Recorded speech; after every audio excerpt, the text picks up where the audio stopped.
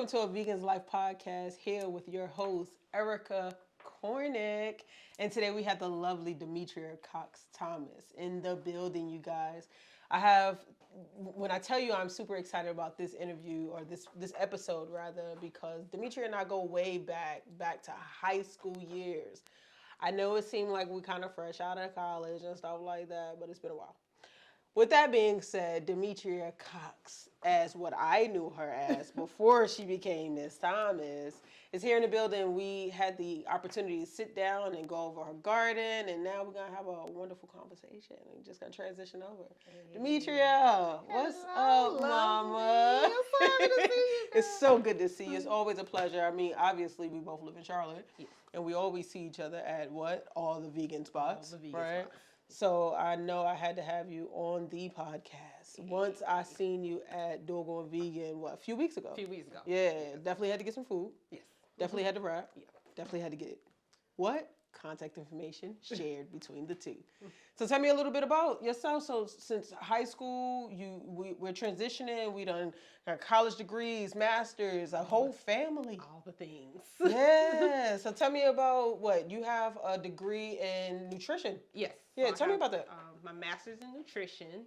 So I'm studying to become a registered dietitian. I'm gonna focus on plant-based nutrition, plant-based eating, just loving your food. You know, using your food as a joyful practice is something we have to do every day. So it shouldn't be struggly, or it shouldn't be just hard. It should be something you enjoy doing. So I agree. Now, with that journey, I know when we were outside talking about the garden, you work at a senior retirement home? Yes. Okay, and you pretty much have a garden there. And with that, some of the food that's harvested there goes to the community. Tell me a little bit about that. Right. So back in, so I started my gardening journey roughly, like I said, 2015, 2016, when we purchased our first house. And my dad, I grew up around gardens. His mom, all her sisters, like all of them in Charlotte have gardens in their backyard. So I've always eaten from gardens. I didn't eat my first store-bought squash until I was in college because I didn't have access to the garden. So I was like, okay, I'm ready to start my garden bed. And from that, it evolved to me doing school gardens, working with organizations and nonprofits that help school gardens, help the kids learn how to garden, start gardening. And from there to my current job is where I grow food at a retirement community. And most of the food that we grow at the retirement community is donated to a nonprofit that gets those vegetables back into communities that don't have a lot of access to fresh food.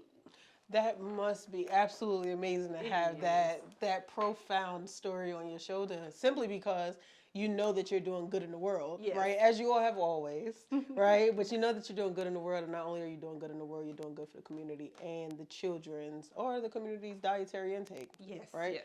So you have a daughter and you have a husband. Yeah.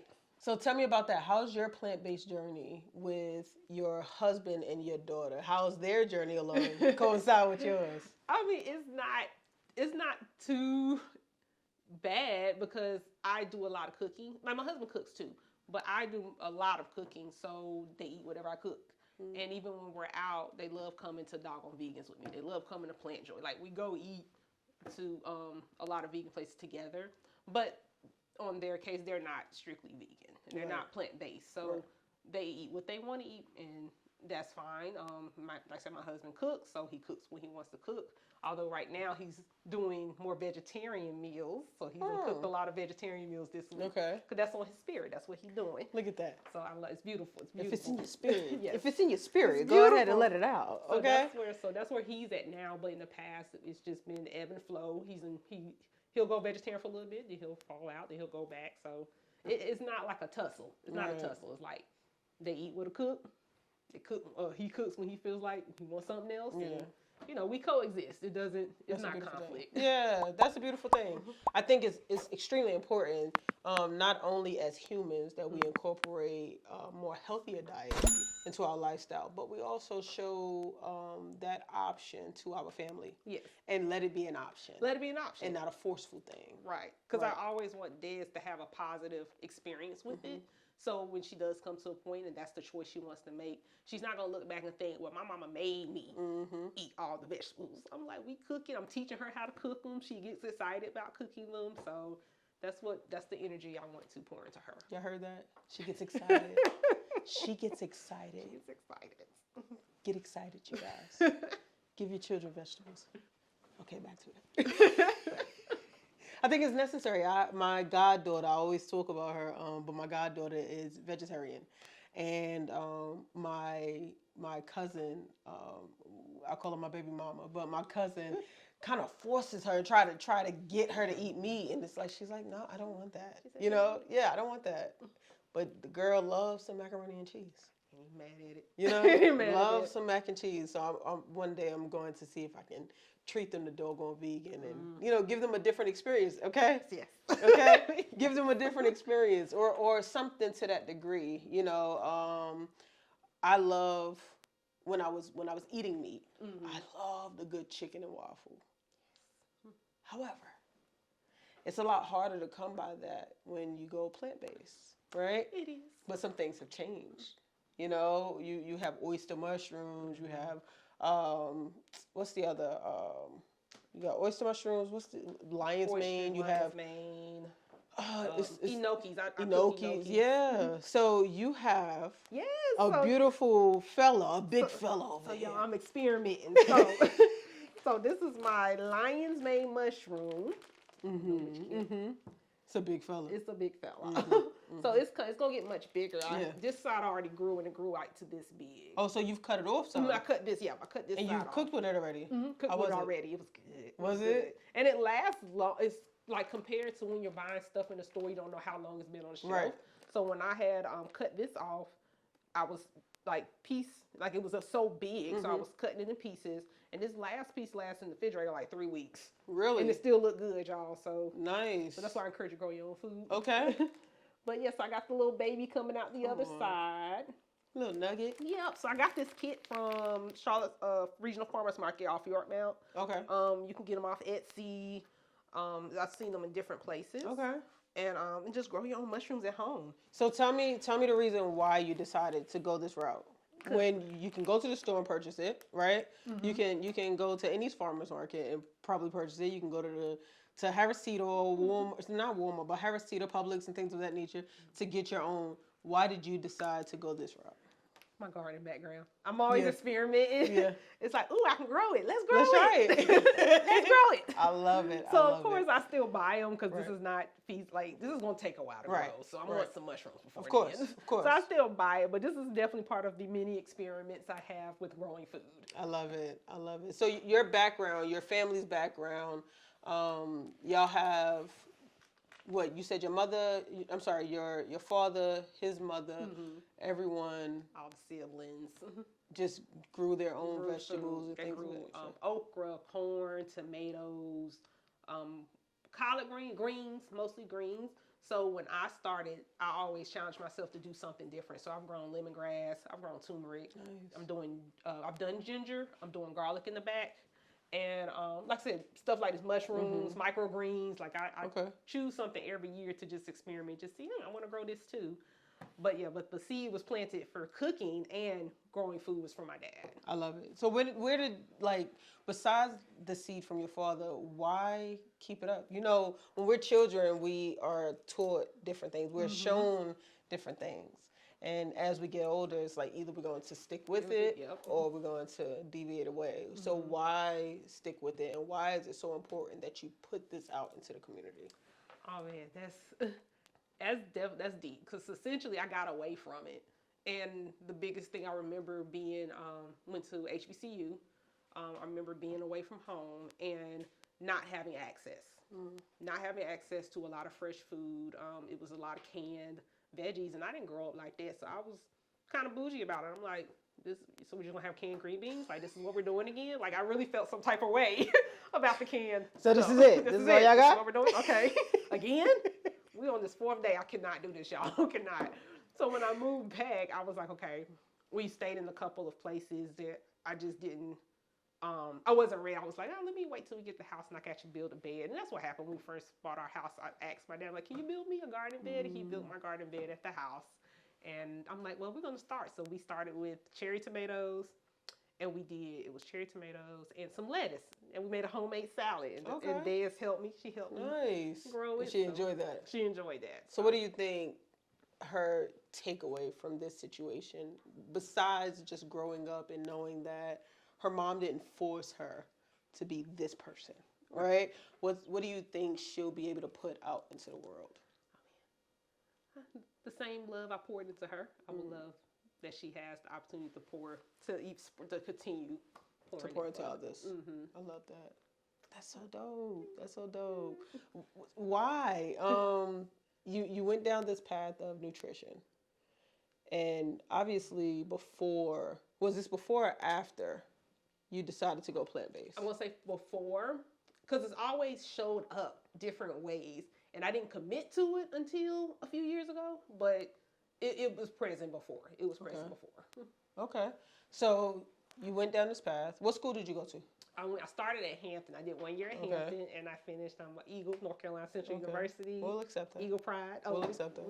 Winston-Salem State University. I love Winston, though. Yeah, we know. I love y'all. It's okay. It's okay. But it's still Eagle Pride, though. Sir, Ramleys. Okay? It's all right. It's all right. You shout out your school. It's cool. It's cool on this podcast. Full of Ramleys. But anyway, yeah. This is a Ramleys household, okay? Okay? So you started this journey pretty much to be, what would you say, to be a better person for yourself? Like, was there anything that you were missing, anything that you were lacking? You know what? I don't know what, maybe lacking, maybe just I felt like I wanted to connect, because I always looking for ways to connect with my eating practice, just eating. And to me, when I started growing my food, it was something about growing your own food and eating it and cooking it that meant a lot to me that I missed from when I was growing up. So, and the transition to plant-based was more of another thing that popped up in my childhood. So while, yes, my parents, my dad and everybody was growing food, but they were still taking pills and dealing with the health crises. So I'm seeing both of them exist at the same time, and I'm like, well, certainly, let me dig into this because I hate pills. I I'm supposed to be doing the vitamin D supplements, and I'm not even consistent with that. I'm just not. I just don't like pills. You know what's funny? So I went to the doctor, and I do my normal checkup. Yeah, normal checkup. Simple, easy peasy. Don't stick me. Don't do. Yeah. Just normal checkup. And they said, "Oh, you have a vitamin D deficiency. We're gonna place a order, put in a prescription." Oh, okay. They called me about 6 months later. Like, ma'am, your vitamin D it's still here, and it's gonna stay there. I'm gonna leave it in place for somebody else. I don't want to take up what anybody else needs. There's other ways. One of the things that I hate is that in this life, there's never an option of healthier supplements. It's always something over the counter. It's always medicine. It's always, and I get it because you get paid off of that, but I don't. And my life is not a space of, one that you can use to use me as a dummy. Yeah. You know what I mean? Don't toy with. Out. I'm not the one. I got to figure that out before he comes to me. And after. Yeah. And after. What was the ultimate experience that made you pretty much say, you know what? I'm not eating meat ever again. There had to be at some point something. It was a couple of things. So I gave up beef first. Not too long after Des was born. So Des is 13 now. So when I had her to 2009, I think I gave up beef like 2012. And it was just, it was like heavy on my stomach. Like every time I ate it, it was like, why is this like a rock just sitting? It didn't feel good. So I'm like, okay, I can let it go. I can let it go. But all right. It was all right. So I went from beef to ground turkey. And then after I was like, what's the purpose? What's the purpose? It was too close to chicken. I got sick. My last thing was bacon, but I think I gave up chicken next because maybe 2014, I remember just having a series of chicken dinners, just very chicken. Like I think we went to KFC. I think somebody cooked some, and I kept eating. I'm like, do anybody feel like, do we have to have chicken every night? Like, I'm tired of this. I'm over it. I'm just over. I'm tired of chicken. I don't want no want more chicken. I don't want no more chicken. So Don't put it on my plate. So I just stopped eating chicken. But that bacon though, man. That was your thing? That was it. Yeah, you know what's funny?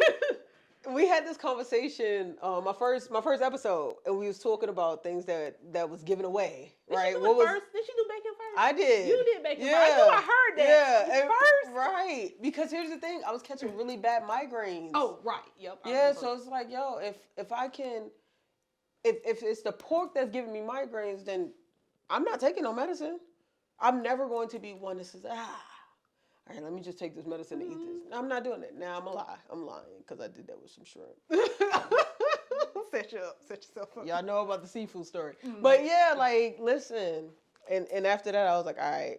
Once I realized that my life was in danger, you know, it was like the movie goes, what was it? Was it Charlie? Charlie, you're in danger, baby. Something like that. I can't remember what Whoopi Goldberg said, but she said something like that. Somebody was in danger, all right? And I was like, when I realized that, I was like, all right, I'm done. Like, I'm not going to eat it anymore. But, yeah, I let pork go first because I wasn't about to take no medicine. No, yeah. And see, just to eat it, yeah. Now, if it was like that, I would have given it first. Right. But, yeah, bacon was definitely last, and it was just one of those things of, Des will say it all the time now. She's like, I miss my pork skin buddy because we used to snack on pork. That was one of my favorite snacks. Just fried pork skins with my daddy. And it's just so country. Yes, very country. Very, extremely country. And I passed it down to her, and she's hurt now because I was her pork skin buddy. And she's like, you done left me. You done left me, yeah. You won't let me do nothing. You won't let me do nothing. Yeah. Wow. But yeah, so it was very, very transitional. Like I said, beef, chicken. I didn't really eat a lot of fish in general. Okay. So that one wasn't as struggly.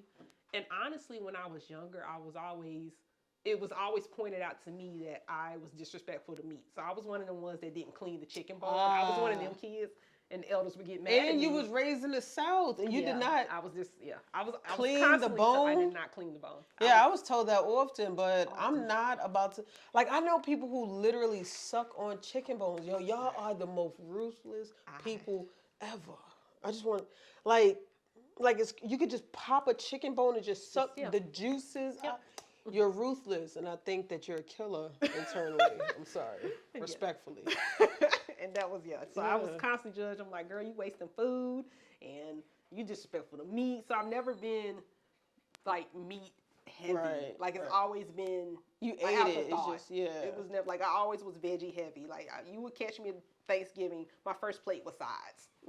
Easy. I'm like, okay, broccoli casserole, I want some of that. You know, kidney, the pinto beans. Let me get some of them. I had a side plate. Then I'll go and pick some turkey or something. Right. But I was never really heavy on meat. Got you. Okay. I mean, and that's totally understandable. Still doesn't really tell me what was the last. What was the determining? I'm trying to think. What was the last thing? It had to be something that was just like, you know what? It's that chicken thing. I just remember the chicken thing that week and just like. And you was like, I'm done. I'm done. I was like, I'm done. And chicken didn't deserve you no more. Yeah, chicken didn't deserve me no more. That was like one of the last things that that was one of the things I remember that when I was like, okay, chicken, I had the bad experiences and was just like, you know what? I think I want to look into this vegetarian, it's like, I want to look into this vegetarian lifestyle. And I didn't like announce it or be like, okay, this is what it is. But, I started telling my family, I'm not eating meat. That's like, okay. That's weird. Yeah. And that's kind of, I think it's the chicken. I think that chicken week that I was over it was like, that was probably it. But the other thing I'm going to tell you, thinking back to just the pills and the things that I remember seeing, and I'm like, you know what? My aunt, I remember sitting in the room with my dad, one of my uncles, and some family members, and basically they were like talking about their medications and talking about, all black people have high blood pressure. And in the back of my mind, I'm like, well, this black person is not. And will not. And will not. And I know that was part of the thing with me, just hearing those conversations of black health and just how that looks like for older black people and what I can do to not deal with that because I don't have time. Right. And I don't want to give them doctors that type of money. Like, that's not what I choose to do. That part. So that was part of the thing that I would think, okay, more veggies, less meat. So that was kind of like, it was all together. Yeah. And I think that's awesome. And it's crazy because here it is, you sit around, you grow up in this community of Black folks who eat pig feet and hog mugs and what is it? Liver pudding. Liver mush. Yes. Liver mush. You people. I'm not judging if you eat liver mush. I'm just saying. I used to eat it, so I'm just saying. It sounds crazy, all right? But anyway, you grow up in this community, and it's this community of Blacks, right? Of life, and this is what you're being told to eat, not what you're going or what we have. This is what you're told to eat because it's on the table, it's in front of you. That's what you know. That's what you know. But at some point, you take into consideration what's important to you.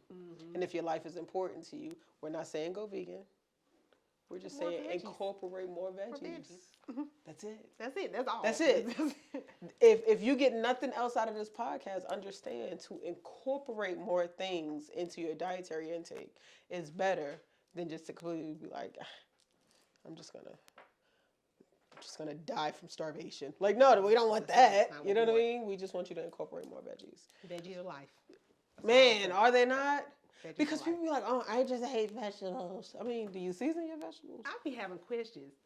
Like, if I could turn the camera, I could show y'all my pantry. My pantry, I would never get bored with a veggie. Listen, it's some fun stuff. It's fun stuff. Like, it's crazy because I don't cook as often as I should. But baby, I be in these streets. Don't worry about me. I be out here working, all right? But I find me some very good places that care about the food that they're cooking for the customers that they're serving. And that's extremely important. And while that's so important, I want to get into mushrooms. Yes. And talk about how good they are. And I understand that somebody didn't like mushrooms. Yes. You didn't like mushrooms? I am a reformed mushroom hater. I Come was on. the biggest mushroom Say it hater. again for the people in the back. A reformed mushroom hater, y'all. I was the biggest mushroom hater in these streets. I'm telling y'all. I did not. I won't deny it. It was bad, y'all. It was bad. I just did. To me, it was a texture thing. Just for whatever reason, whenever they were cooked, they were kind of spongy. And then, y'all, I discovered oyster mushroom, and that's been. When I tell you, oyster mushrooms are the truth. For y'all that don't like mushrooms, baby, oyster mushrooms are like. I promise you, there's somebody grandfather out here in these streets. Like you got the king, right? You got the king. But oyster mushrooms, and then that pull up. Oh, yeah. When you pull it. Yes. So I'm a fan now. I'm reformed, and even that was just me being still open. Yeah. Even like because the thing is coming off of me and doing more veggies. I wanted how I was telling you earlier that I'm experimenting with growing more. Yeah. I'm also experimenting with veggies that I didn't eat a lot. Right. So my sister, you just saw my sister. She bought some and she cooked them and she said, I know you don't like mushrooms, but give this one a try. So I tried it. Wait. Let's go back. Your sister who is not vegan. Yes. Yes. And I know you're going to see this and I know you just left. So your sister who is not vegan purchased some oyster mushrooms. She did. And cooked them up. Non-vegan. Cooking vegetables, y'all.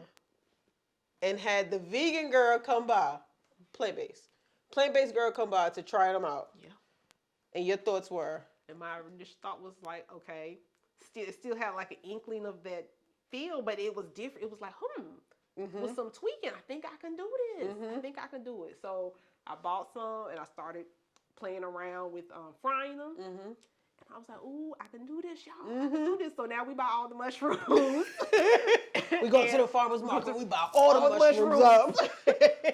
But it's just from her. She's like, give it a chance. I'm like, okay, I'm giving it a chance.